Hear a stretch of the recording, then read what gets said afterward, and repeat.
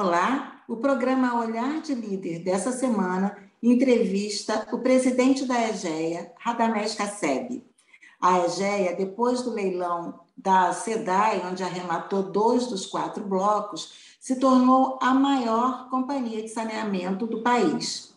Radamés está na empresa há 10 anos e preside desde 2020, imprimindo um ritmo forte, agressivo de aquisições.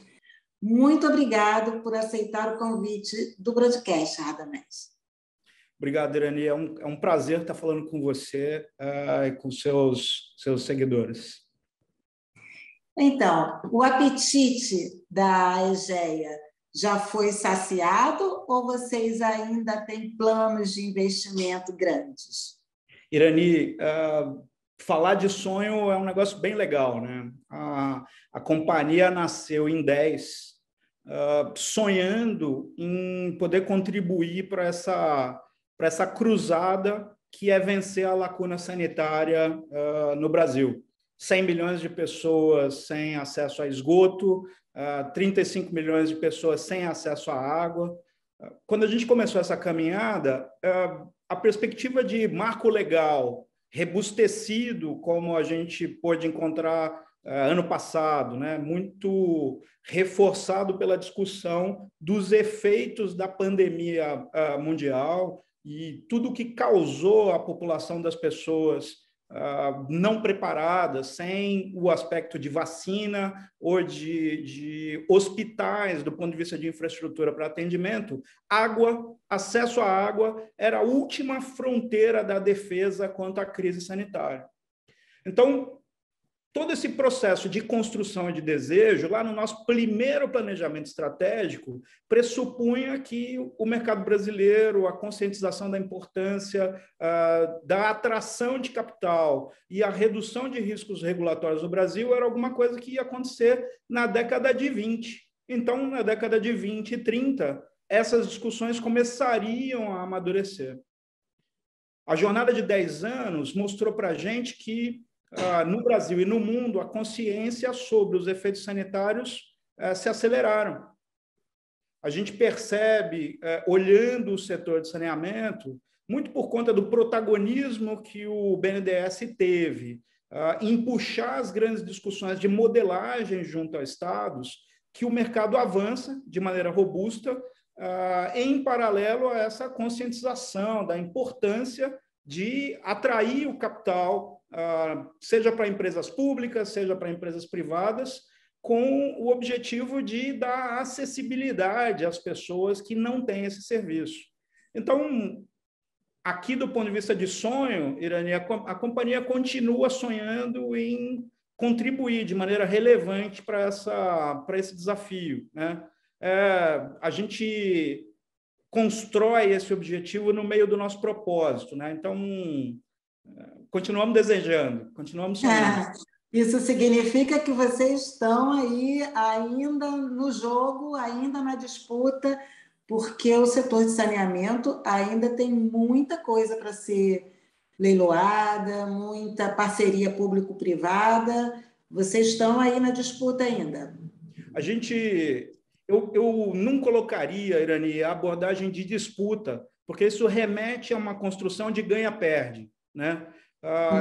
Eu prefiro colocar a companhia numa visão de complementariedade, porque eu acredito, a companhia acredita, os investidores acreditam, o conselho de administração, em todo o processo de planejamento estratégico e reforço de cada decisão, tem um olhar estratégico de complementariedade. Quer dizer, a solução do déficit sanitário não é uma solução de uma empresa ou de outra empresa, é uma solução de complementariedade do capital. Então, soluções como parcerias público-privadas, onde o público e o privado convivem juntas para atender da melhor maneira e mais eficiente o cidadão, é a grande aposta da Egea, né?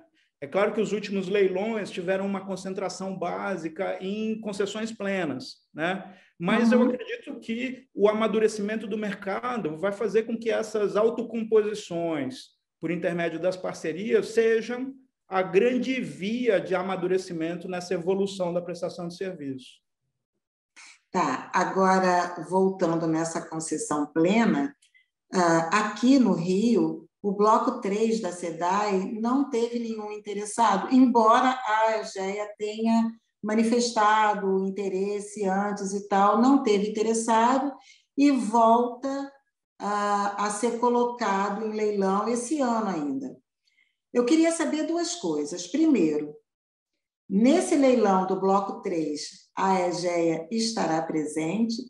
E segundo, especialistas, depois do leilão, eles atribuíram assim, a milícia, a presença forte da milícia na Zona Oeste, do bloco 3, ao afastamento dos investidores. O desinteresse teria vindo daí. Eu queria saber o quanto pesou realmente essa história. Deixa eu dar uma abordagem ampla para as duas questões, Irani. O ponto, para quem trabalha em infraestrutura, né, em monopólios naturais no Brasil, seja energia, água, gás e outros serviços, a acessibilidade na malha urbana para levar a infra, para prestar o serviço, é o desafio de todo dia. Então, hoje a companhia atua em 120 municípios no Brasil, em cidades de 30 mil habitantes até 2,2 milhões de pessoas antes do Rio de Janeiro, né, que a nossa maior cidade é Manaus, a maior concessão privada de saneamento do Brasil, e problemas inerentes à segurança pública, a inacessibilidade do Estado parcial, momentânea, em algumas situações, são obstáculos de todo dia, né? E nem por conta disso eles desestimulam a companhia de continuar interessada e atuando de maneira contundente na conquista desses ou na disputa desses projetos. Então, esses são aspectos que não desestimulam a EGEA da competição. Sobre a competição do lote 3 no Rio, efetivamente, o ecossistema de estrutura de capital que a companhia se organizou para poder disputar o leilão pressupunha um objetivo básico como resultante da disputa.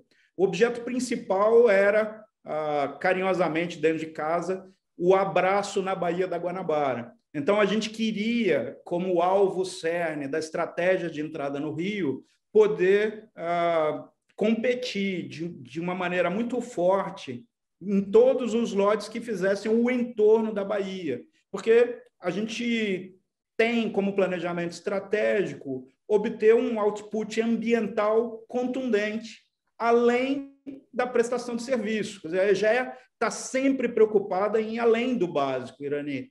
Então, parte desse equilíbrio de dar foco no lote 1 e no lote 4 e aguardar o momento adequado para o lote 3 fazia muita conexão com esse foco, ou seja, garantir uma unicidade, uma capacidade de competição para garantir o abraço na Bahia, né, que para a gente era super estratégico, ainda é. E vocês conseguiram. Mas e agora? E o próximo leilão? Vocês participarão? Participaremos, olharemos todos, não só o lote 3, olharemos Amapá, olharemos Rio Grande do Sul, Piauí, Alagoas. A EGEA vai se manter disciplinada na avaliação de todos os projetos que vierem ao mercado, vai seguir disciplinada na manutenção da sua trilha de responsabilidade financeira, na marcação dos seus covenants e dos seus compromissos com os investidores, coisa que nos caracterizou ao longo desses 10 anos, e é essa confiança que tem garantido o aumento de market share no setor. A companhia continua fiel ao seu ecossistema de investidores, mas não vai abrir mão de estudar cada projeto, de ter a sua opinião e, quando fizer sentido para essa estratégia de posicionamento, competir de uma maneira muito firme. Então, vocês estão assinando esse mês, né? Esse mês ainda, a assinatura dos No contratos? começo de agosto, primeira quinzena de agosto, o contrato no Rio de Janeiro deve ser assinado, né? Adiou um pouco? Seria esse mês, não é? Não, o processo previsto no edital pelo BNDES pressupunha já a primeira semana de agosto. É. Bom, então, vocês vão assinar em agosto. A Itaúsa já concluiu a entrada no capital da empresa, né? Agora tem 12 e pouco por cento, né? Vocês têm alguma outra estratégia de captação? Vão precisar de mais captação de capital para essas aquisições que vocês estão planejando para esse ano, ano que vem? Ou a estrutura de capital de vocês já está suportando isso? Irani, os projetos que hoje estão publicados no mercado, né, e consideram a abordagem de necessidade de capital, tudo que está publicado hoje no mercado, e o lote 3 ainda não está publicado, aqui para fazer a ressalva, né, a companhia entende estar adequada do ponto de vista de estrutura de capital para a competição. Então, o processo de funding, né, bancário no mercado brasileiro e mantendo a estruturação de acessibilidade ao mercado de capital são as estratégias que devem suportar a esses projetos de curto prazo, né? Então, nenhuma solução sofisticada ou como alternativa está sendo estudada além das tradicionais que a companhia tem feito uso. Você estava falando aí, Radamés, sobre. Você falou do marco regulatório, né? E o quanto que isso contribuiu. O marco está fazendo um ano agora, fez um ano. Um ano. E ataque de tudo que é lado, né? As empresas estaduais indo ao STF, tentando reativar os contratos de programa, aqueles sem licitação, e na Câmara dos Deputados, alguns parlamentares tentando esticar os prazos da lei. E as empresas da iniciativa privada têm reagido. A EGEA está fazendo parte dessa reação. A gente pode esperar vir por aí alguma guerra judicial. Como está essa situação? Irani, o ponto de vista que merece atenção nesse quadro é o ponto de vista do cidadão, é o ponto de vista do usuário, né? Na aprovação do marco e na discussão das leis, o grande objetivo estabelecido é levar a universalização dos serviços até 2033.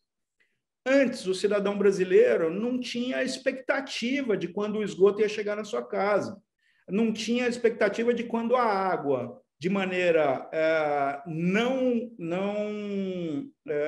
previsível, né, e não disponível ao momento de necessidade, poderia ser acionada do ponto de vista de responsabilidade. Ou seja, um cidadão brasileiro que não pode cobrar do seu prestador de serviço a data da entrega de um serviço tão básico.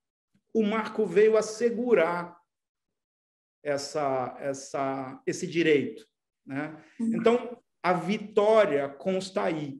O marco pressupõe prazo ambicioso, né? 10 anos para se investir, segundo os especialistas, a ordem de 600 bilhões para cobrir só o déficit de infraestrutura de cobertura, né?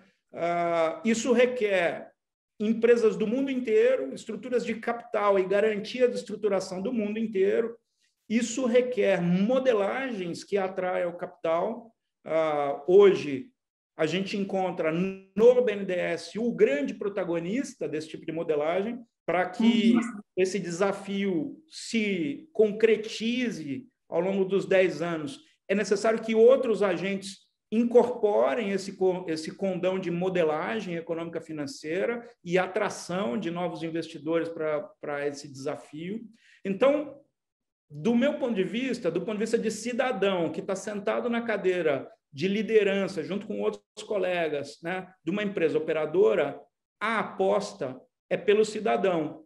Então, se ela não for em 10 anos, se ela for em 20 anos, ainda assim vai estar assegurado que o serviço vai chegar. Se ela for por uma companhia pública ou privada, pouco importa. O que importa é a acessibilidade do serviço. Então, a aposta da companhia é uma aposta de complementariedade, porque tudo que você relata é uma polarização entre público e o privado. E a companhia, o ecossistema de investidores, os acionistas, o conselho de administração, dentro dessa prática de estar sempre olhando um posicionamento sustentável, aposta pela complementariedade. Então, a crença aqui na discussão do marco é de que não tenha judicializações extremas, porque não é uma briga pelo mercado, deveria ser uma briga pelo cliente, pelo usuário, pela acessibilidade, pela redução de doenças, pela valorização dos imóveis públicos, pelo aumento da produtividade, só por conta das crianças poderem ir à escola e não ficarem tão ausentes por conta de doenças, estarem sujeitas a doenças de veiculação hídrica.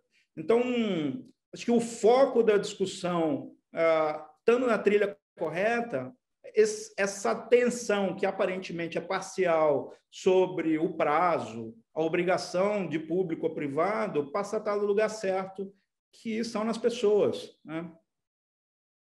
E o que está faltando agora, então? Você acha que momento, como é que você definiria o momento que a gente está vivendo nisso? Hoje a pandemia fez com que surgisse, num aspecto geral, não só no Brasil, mas no mundo inteiro, um senso de preocupação com o outro, com o próximo. Isso aflorou nos mais variados setores, de maneira indiscriminada dentro da sociedade. Acho que o ponto da nossa discussão e de qualquer discussão deveria ser elevar o alvo da economia, da evolução dos serviços, do amadurecimento do setor e botar como centro dessa discussão as pessoas. Eu acho que esse é o ponto que falta. Então, tem aqui, sim, uma jornada de discussão clara, né? Momentos como esse aqui, no teu programa, fazem com que a gente possa reforçar a luz a essa discussão ou reforçar a ênfase do foco às pessoas e não ao mercado, porque o mercado é consequência do atendimento às pessoas, né? Então, falta um pouco evoluir e amadurecer essas discussões. Processo normal numa sociedade, né? Sim, é bastante bacana até o que você está falando, como empresário, né? A preocupação social que esse setor de saneamento tem, principalmente a questão social, mas isso falando de uma questão mais ideal. A gente falando agora do que está acontecendo concretamente, qual será a consequência desse movimento, tanto dos estados, não todos, alguns, junto ao STF, quanto de uma parte dos deputados tentando mudar o que já havia sido acertado lá atrás. Isso vai ter que consequência concreta? Irani, vamos fazer você me permite fazer uma leitura geral, né, sobre o cenário que a gente vive.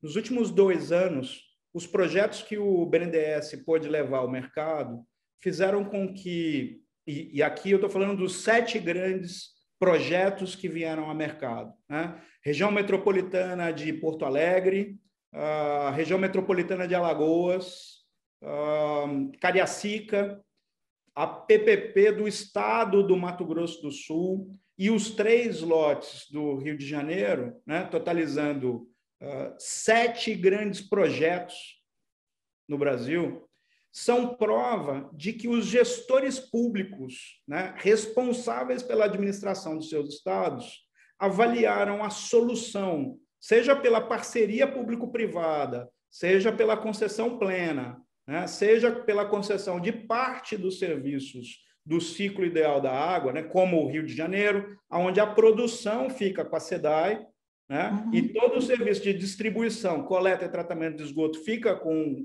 o concessionário, remetem símbolos para que os gestores públicos ajustem a sua solução para cada situação que vivem.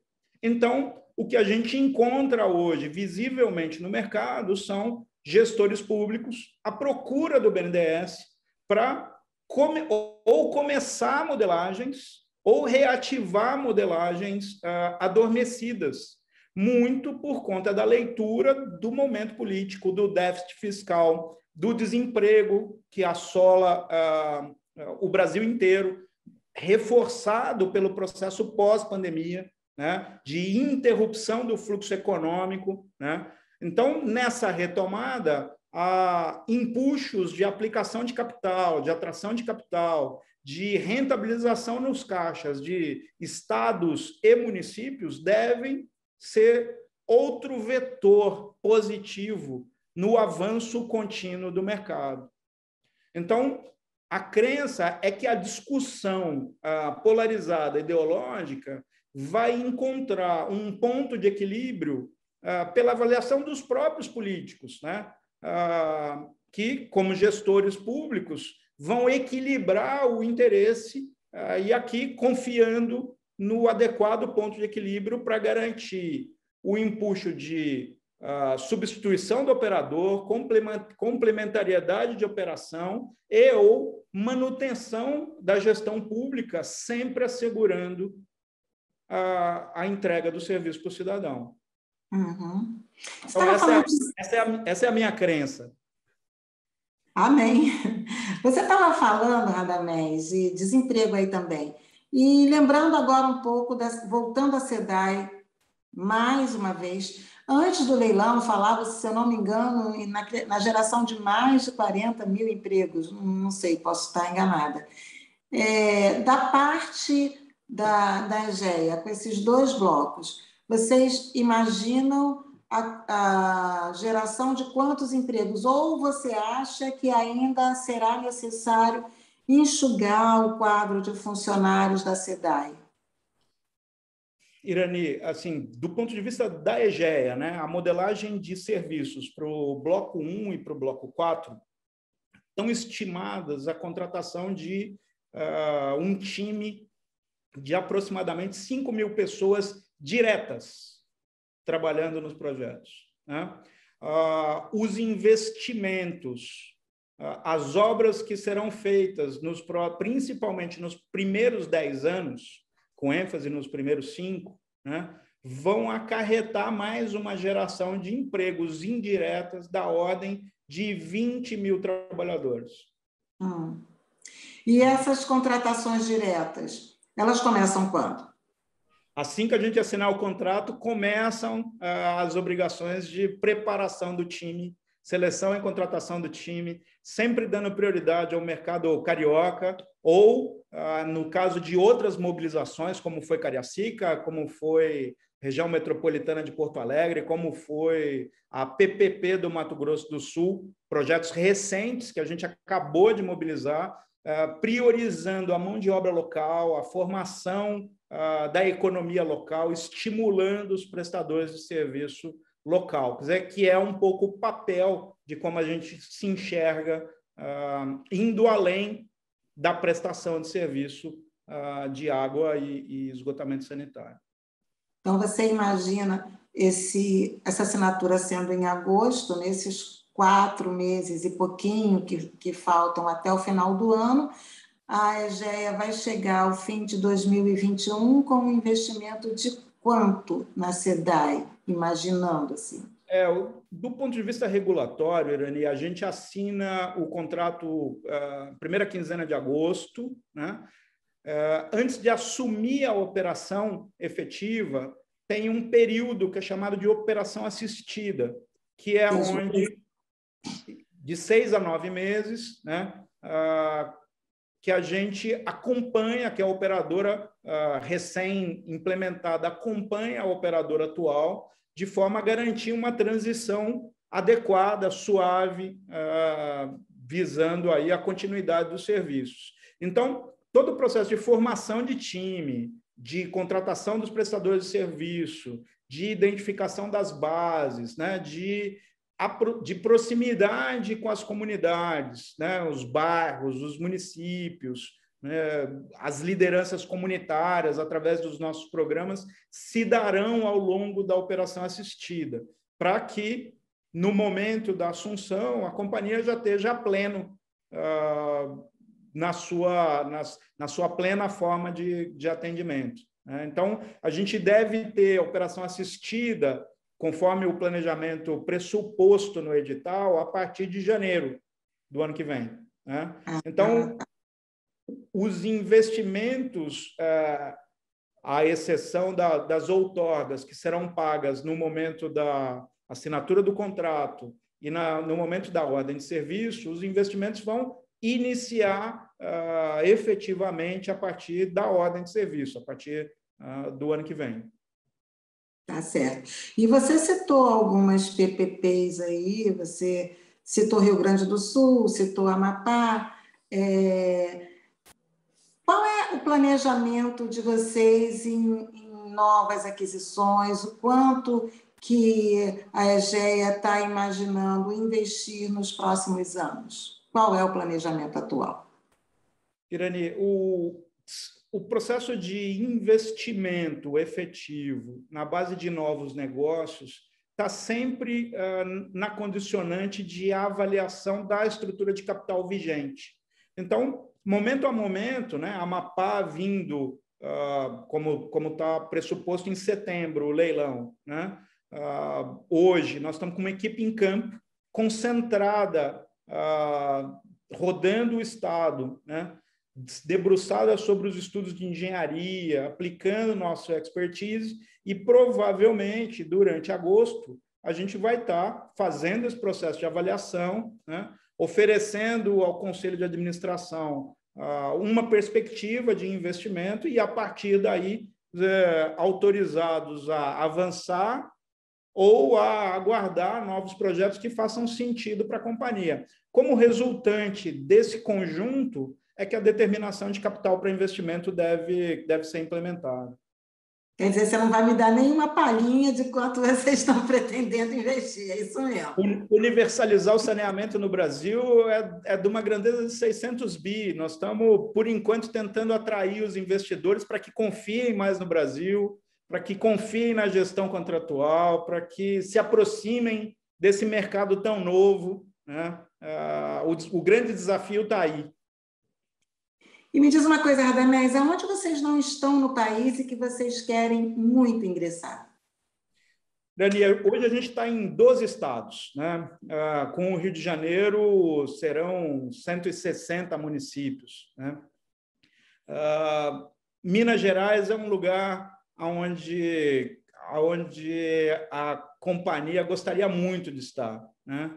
É claro que o foco estratégico está sempre no Norte e Nordeste, desde o nascimento da companhia, muito por nos acharmos, com conhecimento adquirido ao longo da jornada, capazes de fazer diferença mais rápido naquele cenário, né?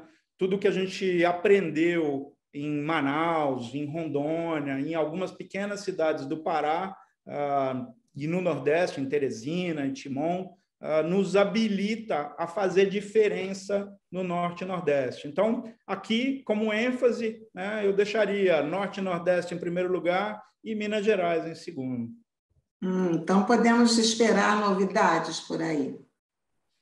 A decisão de lançamento, de amadurecimento do ambiente, para que se haja uma modelagem, é muito a cargo do poder público, né? Então, a gente aqui aguarda de maneira disciplinada a espera de projetos para que a gente possa estudar, avaliar, conversar com o ecossistema de investidores que hoje acompanha a companhia e fazer o nosso melhor, que é competir.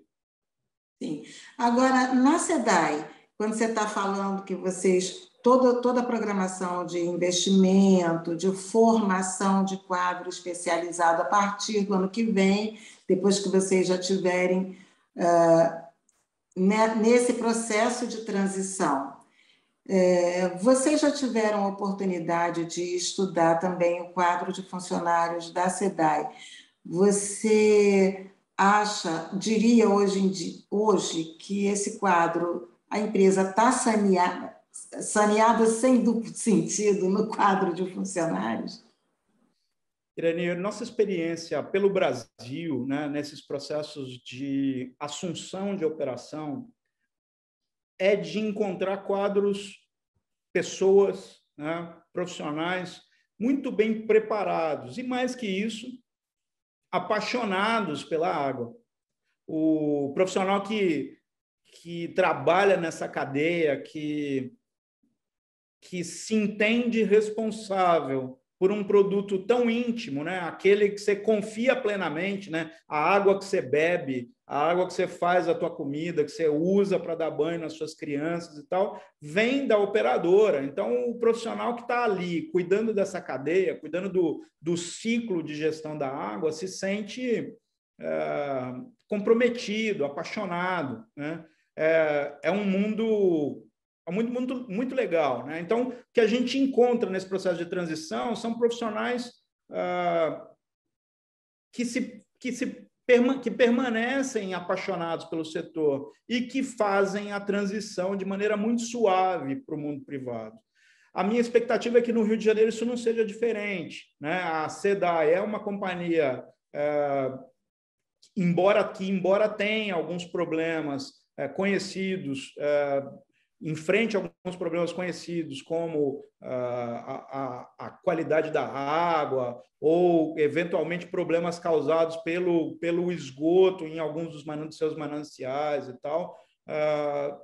O corpo técnico é da primeira grandeza quando comparado com o resto do Brasil. Gente muito bem preparada, gente que atua no setor há décadas, né? Gente responsável por um planejamento ímpar que não se vê nas regiões metropolitanas no Brasil, né? A construção do Guandu, das grandes adutoras, a construção dos reservatórios, são processos decisórios continuados de décadas. É gente de primeira categoria que, com certeza, que sem sombra de dúvida, vai fazer essa transição e, mais que isso, vai ajudar as companhias privadas e as públicas também a resolverem seus problemas. Então, eu conto com isso, mas, efetivamente, a companhia só pode se movimentar na aproximação com a companhia estadual após a assinatura do contrato. Então, a gente está aguardando, né, de maneira disciplinada esse evento para fazer a primeira aproximação. Ok, Radamés, a gente está chegando no finzinho do nosso tempo. Eu quero te agradecer novamente a sua participação e abrir, se você tiver mais alguma mensagem, alguma coisa que você queira destacar. Irani, primeiro, agradecer por esse espaço, né? E compartilhar com você e com seus seguidores, né, que o momento da companhia, assim como eu falava no começo, né, é um movimento, é resultado do movimento de preparação. Nós passamos 10 anos nos preparando, formando gente através da nossa academia, melhorando os nossos processos, apostando no cliente, tornando o cliente como alvo da prestação de serviços, deixando o processo de comunicação com os investidores mais transparente e mais robusto através da evolução de processos de governança, evoluindo com o Conselho de Administração em ferramentas que deixem de maneira sustentável a vida da companhia, a vida do operador nessa jornada de universalização tão importante. Então, eu queria aqui agradecer a você, ao time, pela oportunidade de falar sobre esse setor tão importante para o Brasil. Ok. Muito obrigada, viu? Muito boa sorte aí nos próximos passos. Para todos nós. Obrigadão.